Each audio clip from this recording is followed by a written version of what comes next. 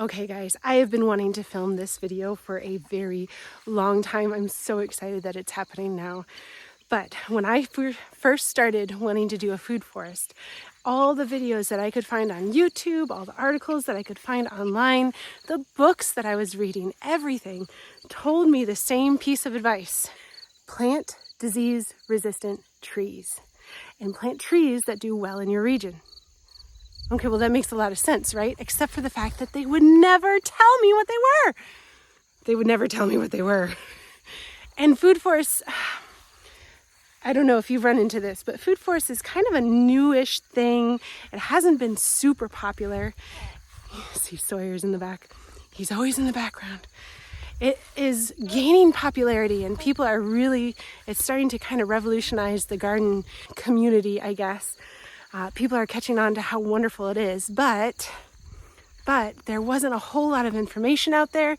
And you know, I had to just kind of learn it on my own, and I had to really deep dive and search for this information. And so I wanted to make a video that's easy for you guys to just see it all in one place.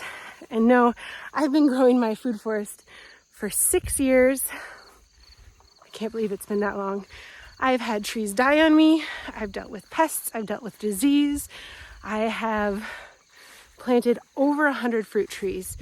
And this is what I can tell you about the best disease-resistant varieties through my research and through my experience. In this video, I'm not just going to show you the best disease-resistant cultivars of different fruit trees, but I'm going to show you the ones that thrive best in different regions. So you won't just hear someone say, make sure you get one that's good for your region. I'm going to tell you which ones are good for your region.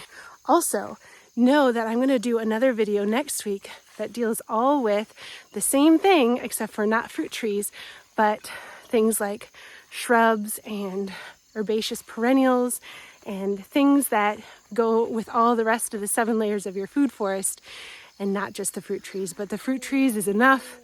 I had to put it in just one video. So make sure you subscribe so that you don't miss that video coming up. And also check out all the other videos that we've done so far on the food forest, because I think there are 4 out already.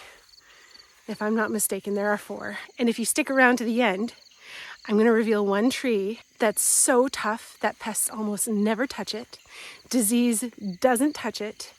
And it gives you a beautiful tropical-like fruit, even in this temperate region of where we are, zone 6. You don't hear people talking about it very often. I talked about it in my live stream the other day, and people kept correcting me, thinking I was saying a different word. But no, this is something that's native to our region, and it's delicious and beautiful and so hardy. So here I am. I'm in the Appalachian Mountains of Virginia. And I started my food forest journey knowing that I didn't want to have to put a lot of work into it. I've got kids. I was planning on having more kids, and I didn't want to have to be in the garden all the time, but I wanted something that could give us food even if I couldn't be there. And so the food forest was the perfect solution for having food continuously with very, very little work. And if I wanted fruit trees, I didn't want to have to be spraying them. I wanted them to be healthy for my kids. And so these are the disease and pest resistant varieties that work really well in our region. And if they're not for our region, I will tell you, I will let you know, hey, this one's not good for Virginia, but if you live in a wet region, this is the one for you, or something like that. This is the video I wish I had found years ago. Real resistance, real varieties, real info. Let's start with the apple trees. Everybody loves apples, applesauce, apple cider, apple pie. Oh, the list goes on. So, Liberty. Every time I say that, I hear the little jingle in my head. I'm not going to sing it now. It's going to get stuck in my head. Anyway, so I have a list. I wrote down all the different things that they can resist so I don't miss anything. So, Liberty apple resists apple scab, cedar apple rust, fire blight, and powdery mildew.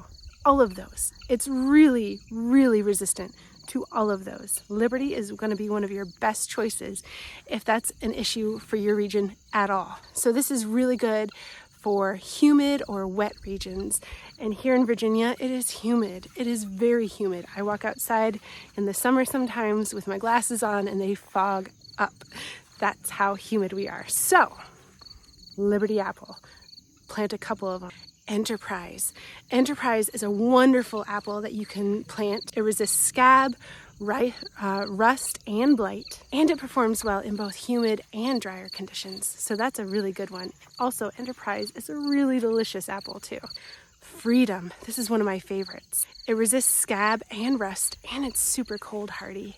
It's really good for mountain growers. Gold Rush is also blight and rust resistant and slightly resistant to powdery mildew. And this is one of the best for dry or cold storage if you want to keep them over the winter. William's Pride is one of my other favorite ones, and this one is really good for early harvest. Now remember, if you have a food forest, you want to have your harvests at different times during the year so that you can have continuous food all throughout the growing season, right? So William's Pride fits the bill. It resists scab, rust, and fire blight, and it's perfect for humid Virginia summers. So let's go on to pear. Kefir is really, really resistant to fire blight, and it thrives in humid conditions like Virginia.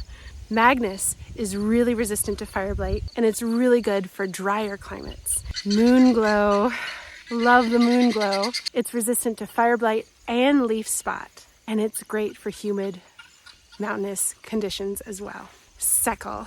Seckel is such a treat of a pear. They often call it the dessert pear because you don't even have to put sugar on it or anything like that, and you could serve it as dessert. That's how sweet it is. Seckel is resistant to fire blight, and it's also really good for mountainous regions like Virginia, and it's really good for mountainous and colder regions as well. So Seckel is like, definitely plant a Seckel. Okay, so our stone fruits. Love stone fruits. Carmine Jewel and Romeo cherries. These are very cold hardy and they're less prone to leaf spot. Not to mention they're sweet and delicious. Contender peach is resistant to peach leaf curl and it thrives in humid climates. My contender peach has performed beautifully year after year after year after year. It's the one that I depend on the most for beautiful fruit. Reliance peach. It's cold hardy, it's resistant to leaf curl, and it survives the mountain winters very well. Methyl plum is resistant to bacterial spot and black knot. So that's a really good one that you're going to want to have if you like plums, which I love plums. Superior plum. It's kind of in the name, right? Fewer fungal problems, and it handles drier climates really well. Okay, so those are the main fruit trees that most people get, right? Now let's go into some lesser known varieties, and these are going to really shine when it comes to pest and disease resistance. American persimmon. It is insect and disease resistant. It thrives in poor soils and places like humid Appalachia. Now, if you haven't had a persimmon before, they're kind of gnarly. They look like a tomato tree, honestly. It looks like yellow tomatoes growing on a tree. And I was really confused the first time that I saw one that had fruit on it. It's like, what in the world is this? But I ate one, and my husband ate one. And my husband, he loves the food forest and he loves the idea of the food forest. He doesn't really have much of a say in what goes into it, and he doesn't really care. He'll go out and he'll delight in it what is there, but he never says, "Hey Ruth, I need you to plant this." But when we ate the persimmons, he definitely said, "We need to get this. This needs to be in our garden." And so we have persimmons, thanks to my husband, and I would have gotten it anyway, but persimmons are delicious. They're sweet, they're juicy. Oh, they're so good. Mulberry. Now, I think mulberry gets a bad rap, which is unfortunate. I love mulberry. It tastes delicious. And there's even white varieties that you can get if you're worried about it staining things like your driveway, because the juice in the mulberry is very staining, but it's delicious. And it does really well for feeding wildlife because they grow tall. If you don't keep it cut short, the wildlife can have the stuff at the top like the birds, and then you can eat the stuff at the bottom, especially if you get an ever-bearing variety. Mulberries are nearly pest-free and disease-free, and they're very drought-tolerant once they're established, so that makes them great for drier climates. So plant a mulberry, they're delicious, they're really good. And remember, we're also trying to encourage an ecosystem, right? So we've got to plant things to feed the birds, otherwise we won't have bird predators in our gardens that will prey upon the bad insects as well. Serviceberry and Juneberry. So serviceberry has got to be one of my favorites. You can get a serviceberry in a shrub form, but you can also get it in a tree form. So don't be confused here. When I call it a shrub sometimes and a tree other times. It is very pest and disease resistant. It's very cold hardy, and it bears fruit very early in the season, which is wonderful. My little girl. I just love doing this with her out in the field. Quince. Now, some people don't like quince. It's not my favorite, but it is highly disease and pest resistant. And this is really good for drier soils too, because, we need to get those fruit in those dry areas too. Okay, so you stuck with me this long. What is that amazing fruit tree that I was talking about earlier, right? It's the pawpaw. And there have been books written about pawpaw. It is so delicious, it is so nutritious, and it is native, which is wonderful. And it checks all the boxes, right? So, pawpaw makes this fruit that's like a custard, and you scoop it out, and it's so creamy and so delicious. Pawpaw. If you don't have this in your garden, especially if you live in Virginia, what are you doing? What are you doing? Put a pawpaw in. Put 2. They need to pollinate each other. And when I say custard, I mean it tastes like banana and mango together. That's how good it is. Remember, a tree is just one piece of the puzzle though, right? The next step is filling in the rest of your food forest with other disease and pest resistant plants. Shrubs, vines, ground covers, herbaceous plants, all of those have a place. And a lot of them that you can find are going to be pest and disease resistant. And we're going to go over them. And we're going to go over a lot of those in the next video. And there are special plants that you can plant that also deter pests and diseases. And we're going to have a video on that as well. So remember, you're trying to build a system that protects itself and keeps away all the bad stuff, but builds up all the good stuff, all the nutrients and the fruit. So if you're planting that guild, something that you could add, for example, would be things like garlic chives or yarrow or echinacea or comfrey, bee balm, clover, guomi. We want to build a system, and that involves more than one fruit tree. So make sure you subscribe so you can see that next video. Don't forget to head over to the community page and get that members only list of all these disease and pest resistant cultivars for your food forest.